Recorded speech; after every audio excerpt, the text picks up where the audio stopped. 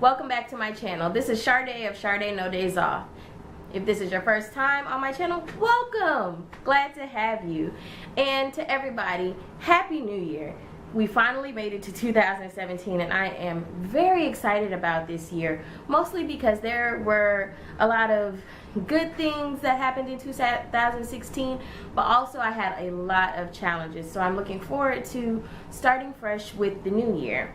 And like a lot of people, you start thinking about, well, what do I want to do in 2017?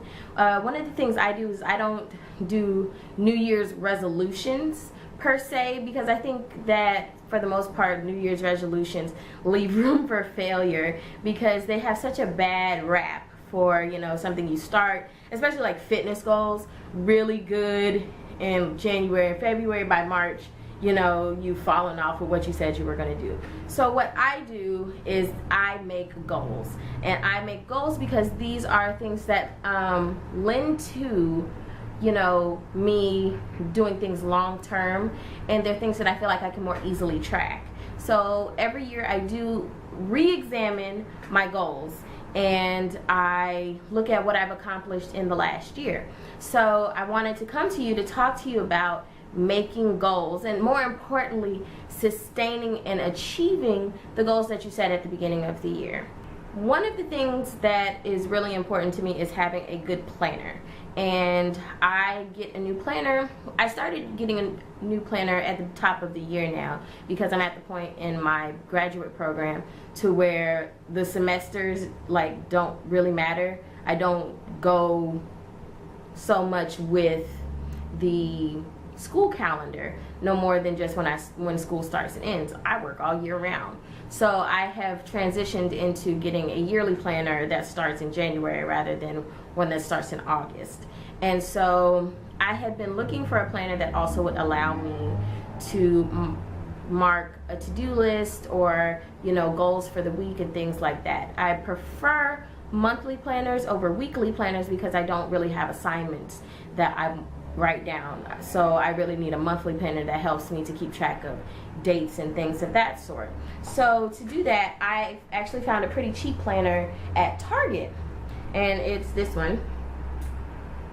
And it's by Sugar Paper, which is a Los Angeles based company. It cost $14.99 and it's 8x11, which I like. I like having a lot of space to make my notes and things like that. So it helps me to keep track of month to month, but it does also have space for weekly things, which is cool. I don't know that I'll get a lot of use out of that, but what I really love about it is the fact that it has, goals for the week, and it allows you to, it has a little box on it where you can check it off. And it also has your reminders / to-do list or notes that also have little boxes on it that you can check off. So that's what is going to help me to sort of keep myself on track throughout the year as I continue to make goals, small goals, really attainable goals, but also my larger goals. And for me, what really helped out with making my goals for this year was not so much looking back at my goals list last year. For one, I couldn't find it, but I wrote down what I accomplished this year, because I don't know about you, but I have the habit of not celebrating my accomplishments. I'm ever looking toward the next thing, which is great because it means I'm really ambitious, but it also means that I don't give myself enough credit for what I have done. So it was really good for me to make a list of the things that I accomplished so I could go, oh wow, I really actually did do a lot over the course of the year. And then what I did was to write out my goals for this year, and having a list of what I had done to put up against what I want to do next, I'm finding really helpful because it gives me some context for things that I'm doing, things that require me to make smaller short-term goals that are more easily attainable that lend to the longer term goals. So I want to encourage you all to, if you're making goals, I mean, it's good to make big goals and you want to do that, but also make smaller goals that are easily attainable, because sometimes it just feels good to check something off the list. But also to know that, you know, your long-term goal is a process. So you want to make sure that you are counting the steps, the things that you can achieve in the process of getting to your big goal.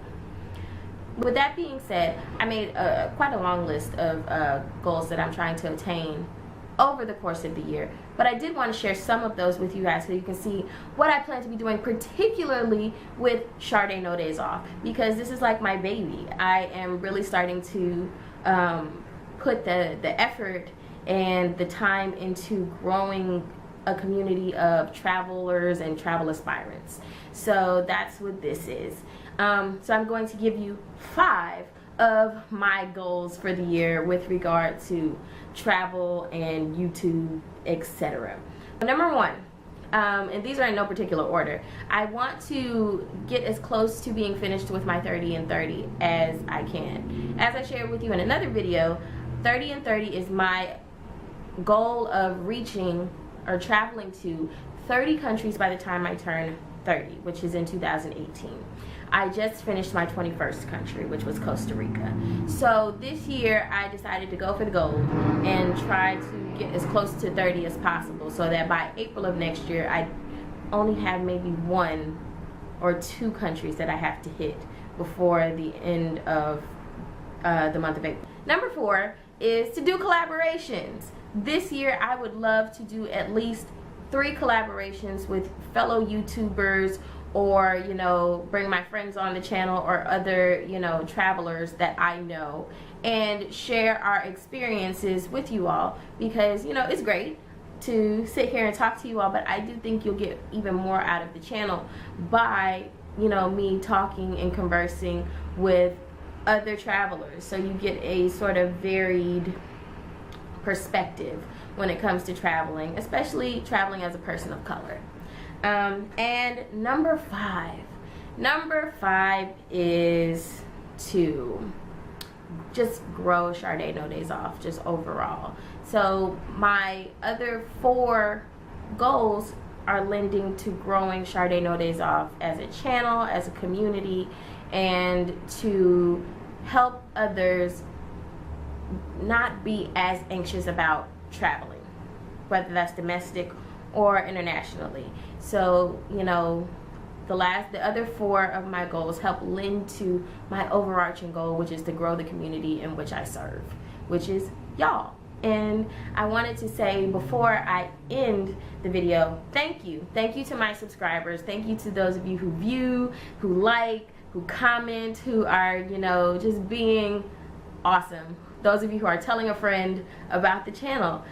These things help make my channel vibrant, and I look forward to accomplishing so much more in the coming year and being more in conversation with you all, hopefully having meetups and things like that, so that we can chill and we can talk about whatever. It don't have to be travel, but we can talk about whatever. But, you know, I hope that this, you know, encourages and helps you all as you are thinking through goals for 2017. And, you know, as always, don't forget to like, comment, subscribe, tell a friend to tell a friend about the channel, and I will see you next week. Bye.